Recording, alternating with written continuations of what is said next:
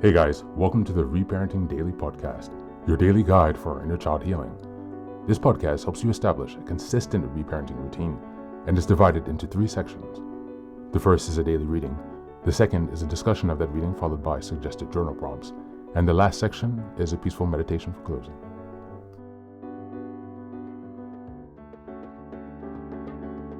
Good morning, good afternoon, and good evening from whenever and wherever you're joining us.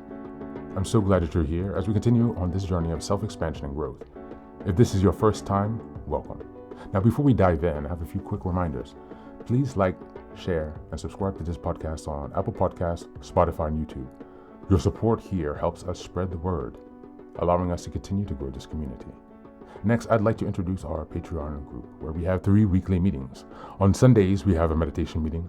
On Tuesdays, we have book club meeting. And on Thursdays, we have open topic discussions. These meetings take place at 6 p.m. CEST, so Amsterdam, Paris time. For my next announcement, I'd also like to introduce the Reparenting Daily journal, which you can find on Amazon. This journal follows along with the podcast, so each weekly and monthly themes are reflected in the journal. It provides space for you to keep your notes with plenty of extra resources on each topic to be discussed. It's an excellent tool, and if you purchase it, you can join our weekly meetings for free. Just send me an email and we'll get you linked in. For the last announcement, I'd like to introduce one of my most meaningful creative projects, a 3-volume series entitled Fairy Tales for Reparenting. Now, you might be wondering, why fairy tales? Aren't those just for kids? But through my personal healing journey and in studying the work of Carl Jung, Marie-Louise von Franz, and other spiritual and psychological traditions, I've come to see fairy tales as powerful symbolic maps for transformation. They carry deep, timeless wisdom, especially for those of us doing the hard work of reparenting ourselves. The series follows the structure of the hero's journey. Volume 1 explores the wounded child, stories of loss, betrayal, and innocence. Volume 3 is about the trials of endurance, cunning, and self-discovery. And Volume 3 is the return, stories of transformation, power, and wholeness. Each story is followed by journal prompts and space to reflect on how each story connects to your own inner healing journey. These are not just tales, they're tools.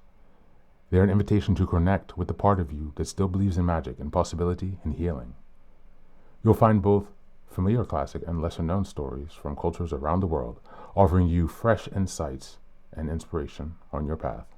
All 3 volumes are now available on Amazon. Your support means so much to me, not just for this project, but for the larger mission of helping myself and others reconnect inwardly. Reparenting is like nurturing a bonsai tree. It's not fast, it's not flashy, but with care, patience, and consistency, it will transform you. Thanks so much for being here and for supporting this work, and also for committing on your personal journey of self-expansion. Now, without further ado, let's dive into today's practice. Today's reading is from Very Well Mind. It's an article entitled How to Say No to People.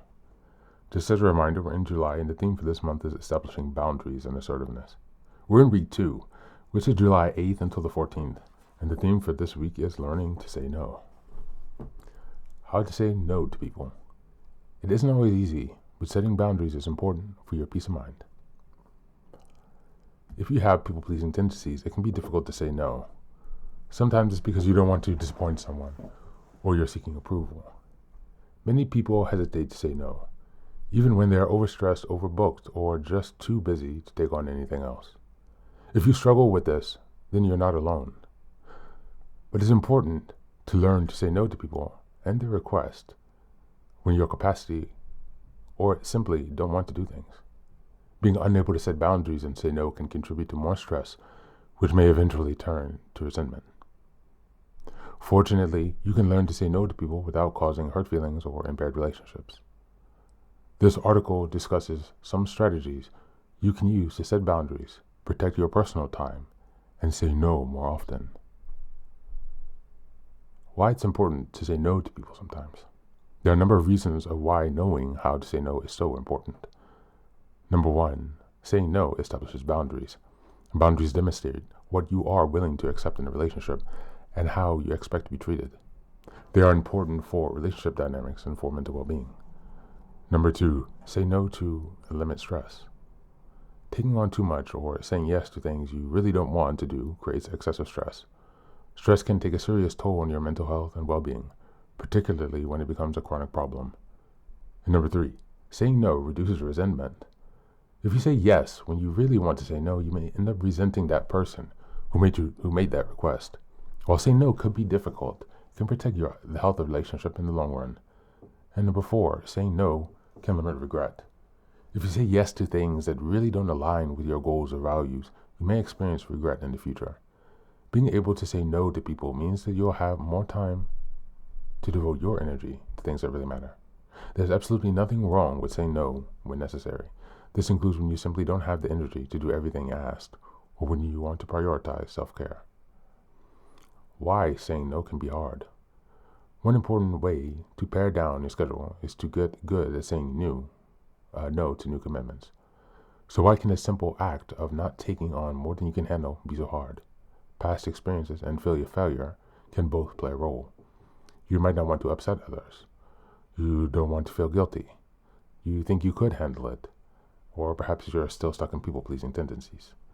Whether you say yes or instead of no out of guilt, inner conflict, or a misguided notion that you can do it all, learning to say no to requests can be one of the biggest favors you can do for yourself and for those you love. Thank you, and that's the reading for today.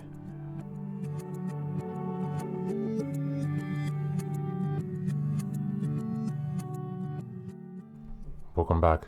Many of us raised in chaotic, neglectful, or perhaps emotionally unpredictable homes, saying no didn't feel like an option. It might have felt dangerous, or perhaps we didn't even know we had the right to do it. Instead, we learned to survive by people-pleasing, anticipating the needs of others and abandoning our own. But reparenting asks us to rewrite this story, to become the inner guardian who not only says no when necessary, but does so without guilt, apology, or self-doubt. Saying no is not rejection. It's self-protection. It's boundary setting in action. A declaration that your time, energy, and peace matter. It's a radical act of self-respect, one that prevents burnout, resentment, and regret. The old programming may whisper that you're selfish, lazy, or meant for settling limits. But your true self knows, deep down, saying no isn't about denying others, it's about affirming yourself. Every time you do, you reinforce your self-worth and rebuild trust with your inner child.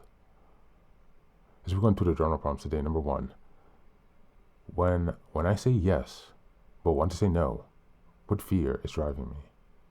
Is it fear of being disliked, guilt, or something deeper from childhood? Number two, what is one area of my life where I feel stretched too thin because I struggle to say no? And what boundary would feel empowering there? And number three, if I could say no without guilt, what would I stop doing immediately? How would that shift my emotional and mental energy? That's it for today. As always, thanks for being here. Take care of yourself, and please do be well.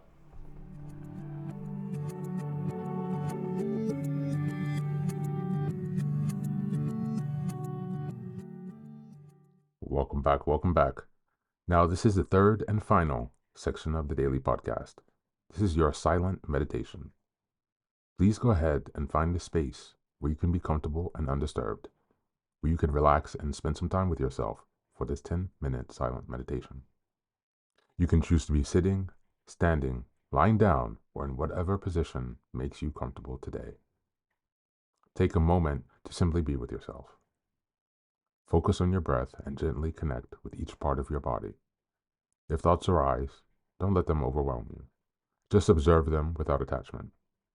Imagine them as leaves drifting down atop a river, passing by without needing your engagement. Stay present, grounded, and open to this moment, no matter what time you are listening and practicing this meditation. Namaste.